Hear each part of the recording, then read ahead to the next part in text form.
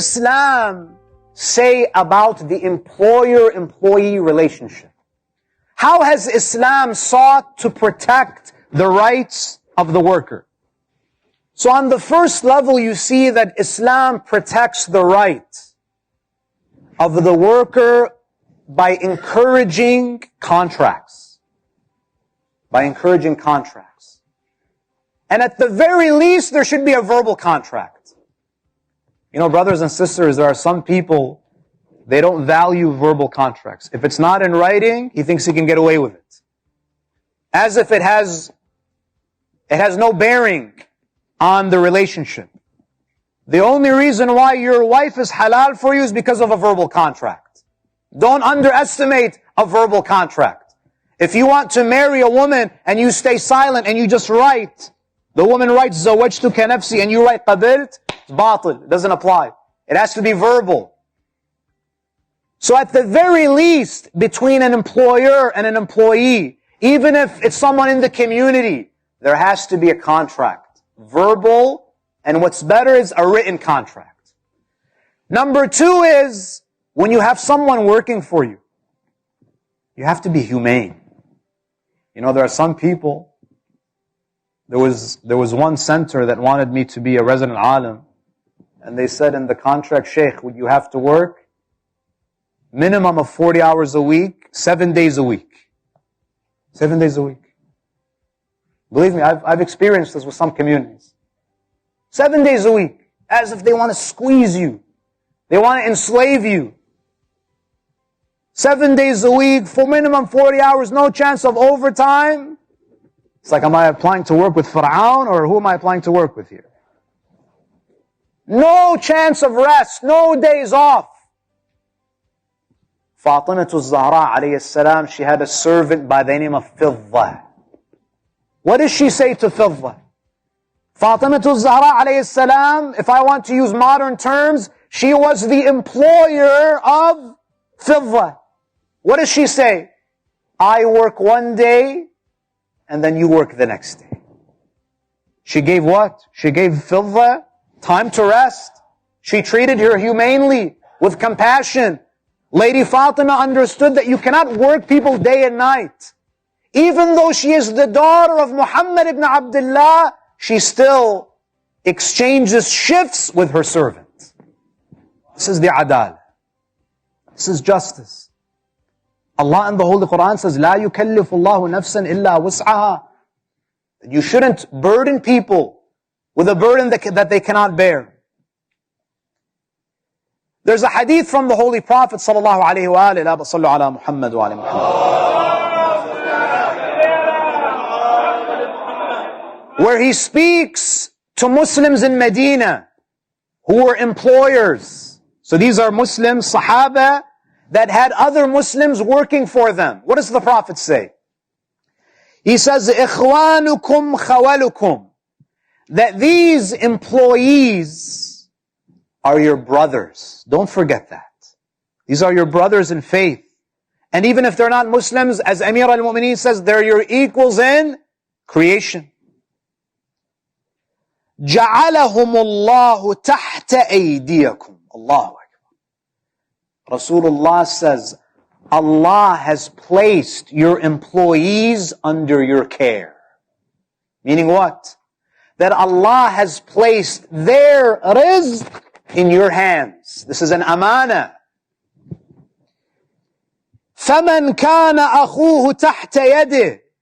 If your brother is under you, meaning he's your employee, فَلْيُطْعِمُهُ مِمَّا أَكَلْ. Feed him the same food that you would eat. Meaning what? Treat him as you would want to be treated as an employee. And then the Holy Prophet says, وَلَا تُكَلِّفُوهُمْ مَا يَغْلِبُهُمْ. Do not impose upon them job duties that are beyond their capacity.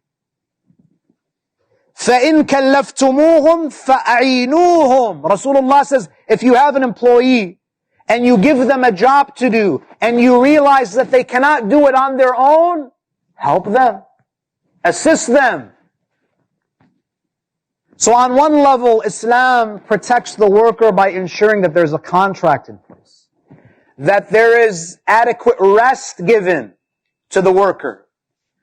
Number 3, Islam emphasizes the importance of compensating people fairly and in a timely fashion. Rasulullah sallallahu alayhi wa alayhi, and keep in mind, this is 14 centuries ago. Rasulullah says, "U'tul ajira ajrahu qabla an yajiffa araqa."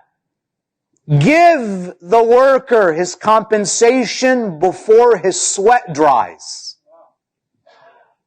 Before the sweat dries. Meaning, don't withhold payment from people. Don't make people chase you to be given their haqq. Now this is of course metaphorical. There are some jobs where you're not sweating. That doesn't mean that you delay payment.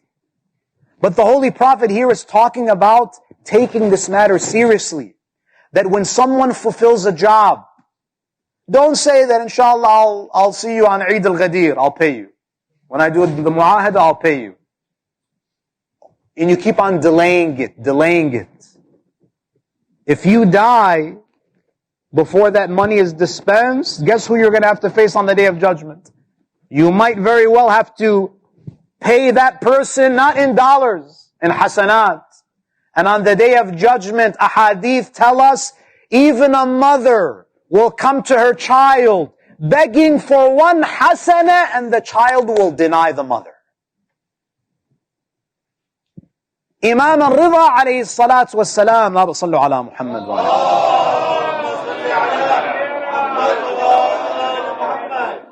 Imam al-Ridha alayhi salam, in addition to paying people on time, the Imam alayhi salam was once visiting one of his companions, and he saw that his companion had workers. They were working in the field. The Imam alayhi salam, he says to the man, that did you assign their wages? The man says, Ya ibn Rasulullah, they're happy with whatever I give them. Right? We have a lot of people like that. Whatever I give them, they don't have their papers. I just call immigration and, they'll accept anything from me. Yes? He says to the Imam that whatever I give them, they will be happy. Imam al-Ridha alayhi salam, he says, "I'lam." He says to this man, listen. إِنَّهُمَا مِنْ أَحَدٍ يَعْمَلُ لَكَ شَيْئًا بِغَيْرِ مُقَاطَعَةٍ ثُمَّ زِدْتَهُ لِذَلِكَ 3 أضعاف على أجرتي إِلَّا ظَنَّ أَنَّكَ قَدْ نَقَصْتَهُ أُجْرَتَهُ. The Imam says, listen, if you employ anyone, and you do not assign them a wage, and you give them 3 times what that person would normally receive for that work, they will still think that you shortchanged them. If you don't assign the wage from the beginning. But the Imam says, if you assign the wage from the beginning, and you don't give the person extra, you give him exactly what you promised him, he will thank Allah and he will respect you. Which shows you that when you hire people, don't just say, oh, inshallah, give me whatever. You have to assign the wages to avoid conflict. Now, how about the employer? How should the employer behave with the employee? There was a Gallup study done 2 years ago that was looking at how happy people feel in the workplace. How happy do you think people are at work? They found that in the United States, 70% of employees feel disengaged. They're not happy at work. They're just itching to go home and leave. They hate their job. 80% of employees around the world are not happy at work. 80%. They feel disengaged, disenchanted. What's the problem? Business experts, they looked into this issue. And they conducted many studies to experiment. What makes an employee happy? One of the main factors is what?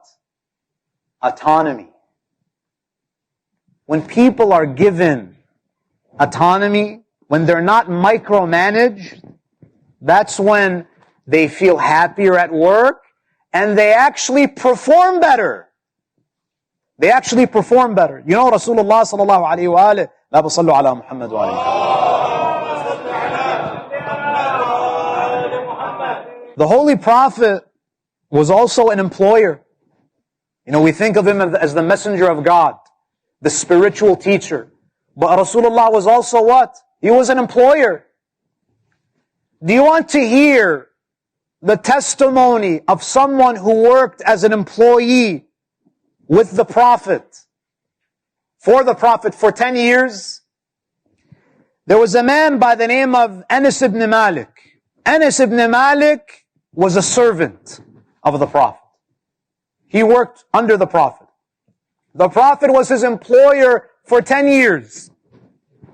Anas ibn Malik says, خدمت النبي صلى الله عليه وآله 10 سنين بالمدينة. He says, I worked for the Prophet, I served him for 10 years. ما قال لي فيها أف قط. The Prophet never in those 10 years used any abusive language with me. He never spoke condescendingly to me. وما قال لي لما فعلت هذا أو ألا فعلت هذا. Rasulullah never told me do this, do that, move this, move that. Meaning what? Rasulullah didn't micromanage. Rasulullah gave Anas ibn Malik autonomy. He gave him some general guidelines, but he wasn't breathing over his neck. He gave him autonomy.